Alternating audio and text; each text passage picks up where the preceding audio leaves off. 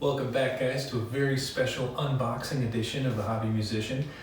The wait is finally over. I've been excited waiting for this to arrive, and it's finally here. So I just thought today we're going to go through a really quick physical unboxing of my new multi-scale bass.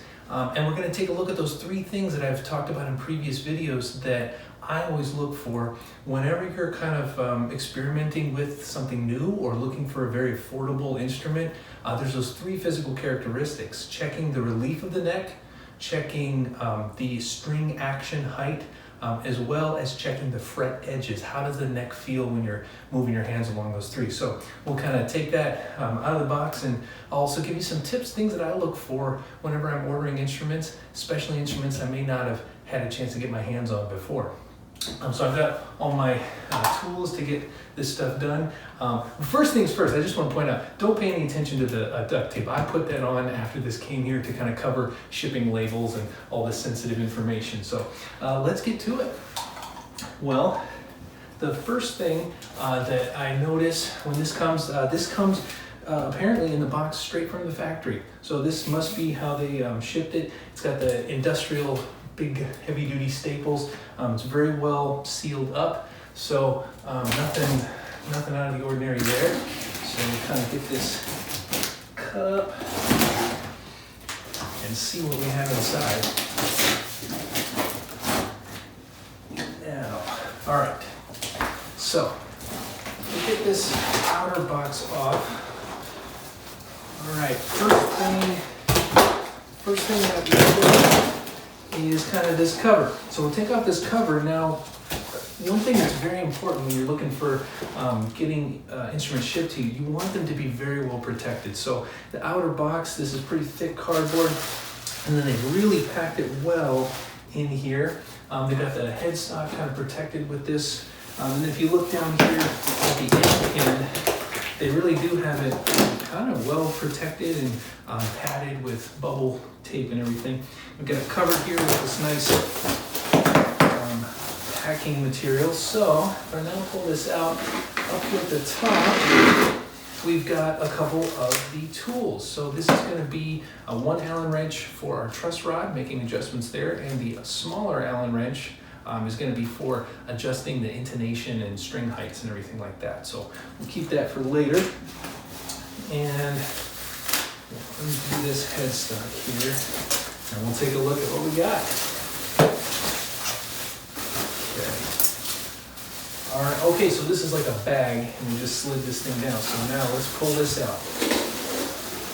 Already, I can tell it's got a nice, beautiful headstock there. I like that finish. You can really see the maple top there. I love that wood grain kind of finish. Get this out of this.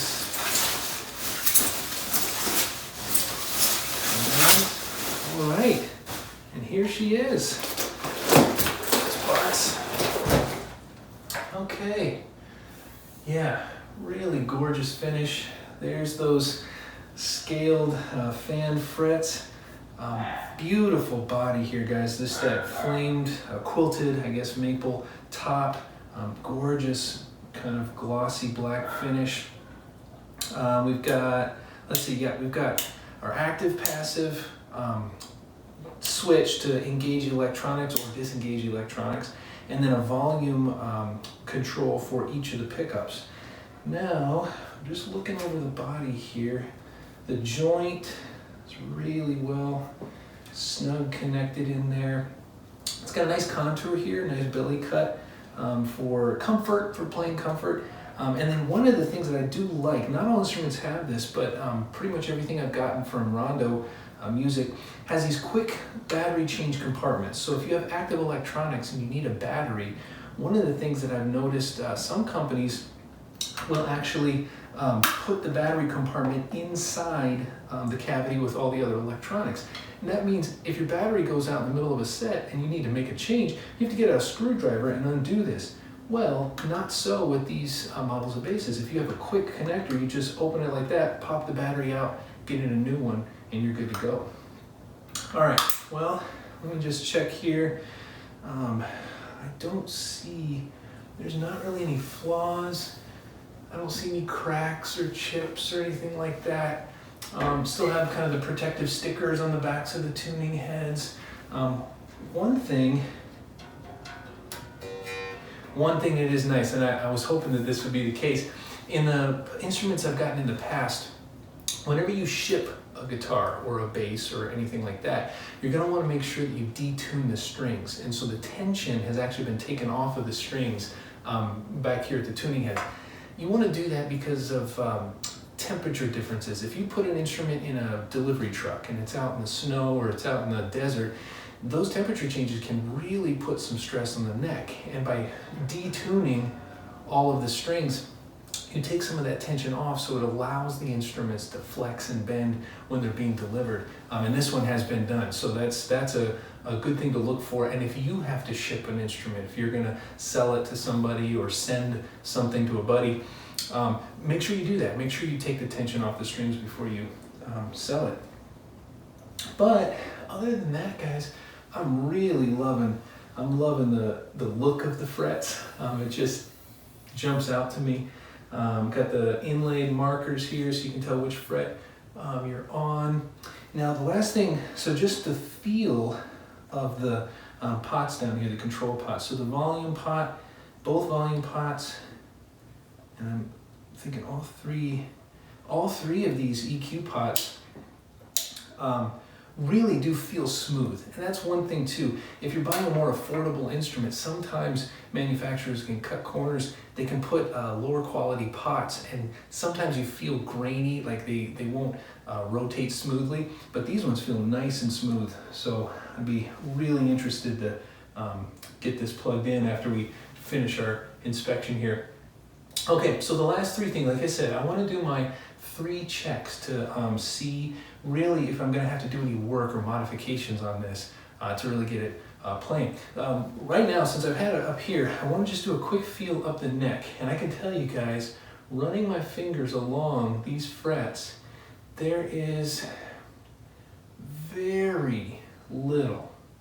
Yeah, I can't feel. Maybe up here, closer to the top up here, around the neck, they get just a touch scratchier, but down here, guys, they really did a good job. I'm gonna do a little more finishing of the fret edges, but honestly, this is in really good shape. This is playable as it is, but just to make it that few percent better, I'm gonna come back with a file and kind of polish those up. So we'll put that in the next video. But the second one, I just want to take a look. The trick here, when you're looking at truss rods and you're looking at the relief in the neck, one of the tricks you can use is use the shadow of the string itself. You know that the string physically is a straight line. So if you look down and you see a curved shadow, well, you know it's not the string that's curved. So whatever the shadow is showing up on, the surface that the shadow appears on must be the curved thing. And there is just ever so slightly some relief in this neck. So that is a good, that's a good thing. I may not have to make any adjustments in here. Now, obviously the other way to do it, you can take you can fret the last fret, the first fret, and then you can check out right here at the 12th fret, you can see, you can create a straight edge with your 2 fingers. So you got the last fret, first fret, down, and if you look here at the 12th fret, when you do that, there's ever so slightly some relief, a gap in between the fret and the string when you do that. And this one, it's just a touch relief, so that's almost perfect to the way that I would want it there.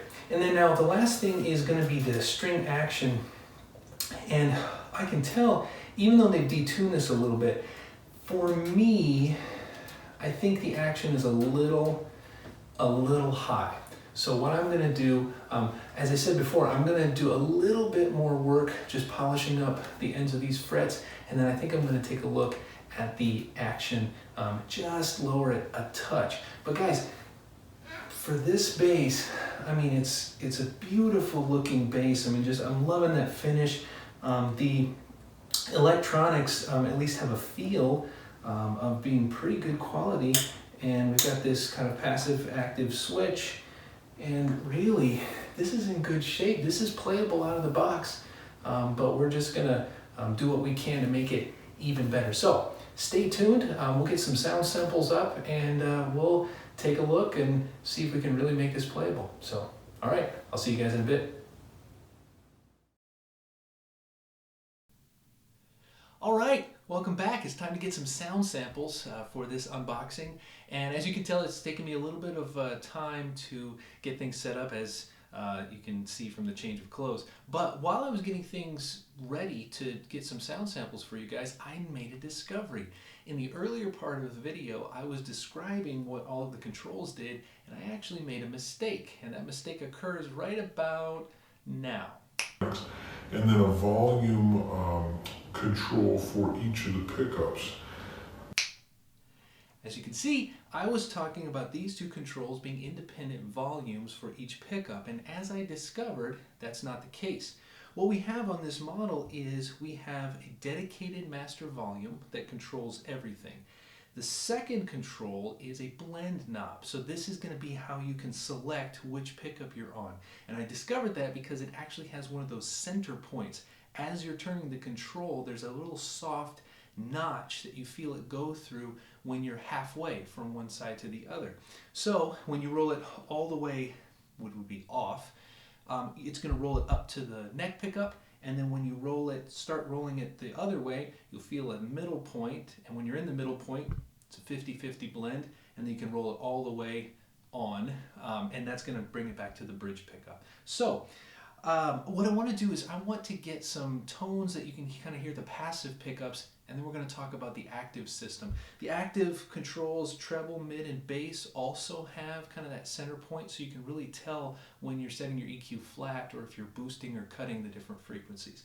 So right now I've got the active section completely off. This is just the passive pickups, and I'm going to roll it. It's rolled up to the neck, so you're going to get kind of that warm, I don't know, warmer, rounder tone out of it. So it kind of sounds, you know, something like this.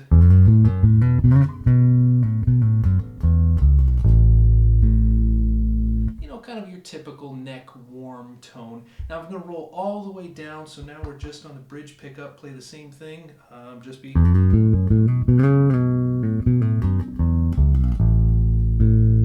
So you get a little more of the attack, a little more of that higher end kind of presence. I like both tones, they're both usable tones. But now what I want to do, I want to show really some of the power of this EQ system. When I was first testing it, I noticed, I'm like, man, this has really got some shaping capabilities, and honestly, there's no way that I could show you guys all of the different variations of tone that you can get out of this. So I just want to do some demos of, I'm just going to pick one of the bands and show you how drastically you can shift the tone just with one band of EQ, to give you an idea of what else, you know, what all the possibilities are. So right now I'm going to bring it back up to the neck pickup, and then I'm going to just play the riff, just the same kind of line with passive, and then just everything set flat. So just again to kind of remind us.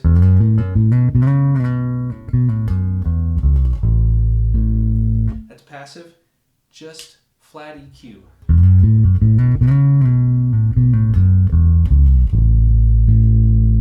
Now you can already hear, at least to my ears, it does sound like, even setting everything at noon, it sounds like it does boost a little bit of those bass frequencies, which is fine. I mean, that's a lot of times you kind of need a little bump in the lower end.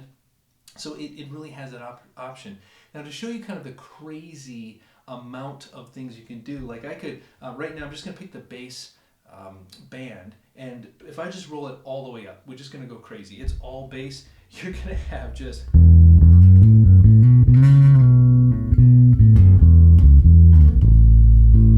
I mean, just almost unusable. Like, it's just so saturated on the bass end. And, you know, taking it all the way off, you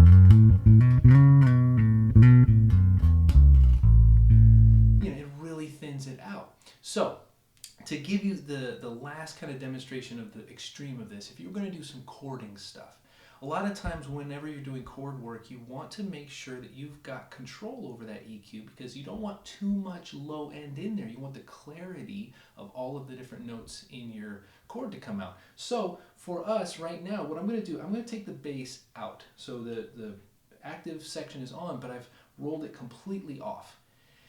Then I'm going to play just some chords. So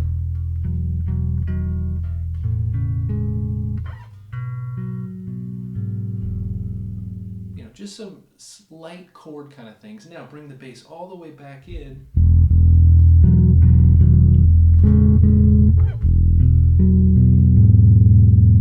Just too much, just so woolly, but back out.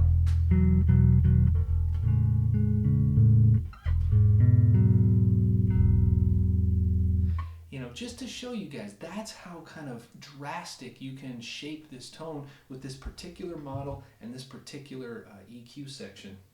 All in all, guys, I really, really like the tones of this. And as I said earlier in the unboxing, I mean, it's just a beautiful instrument. Now, the last thing I want to cover is talking a little bit about the experience playing this. The whole point of getting an instrument like this was to experiment with this different multi-scale situation. And guys, I've had the instrument in my hands for less than an hour, and already I'm starting to get comfortable with looking down and seeing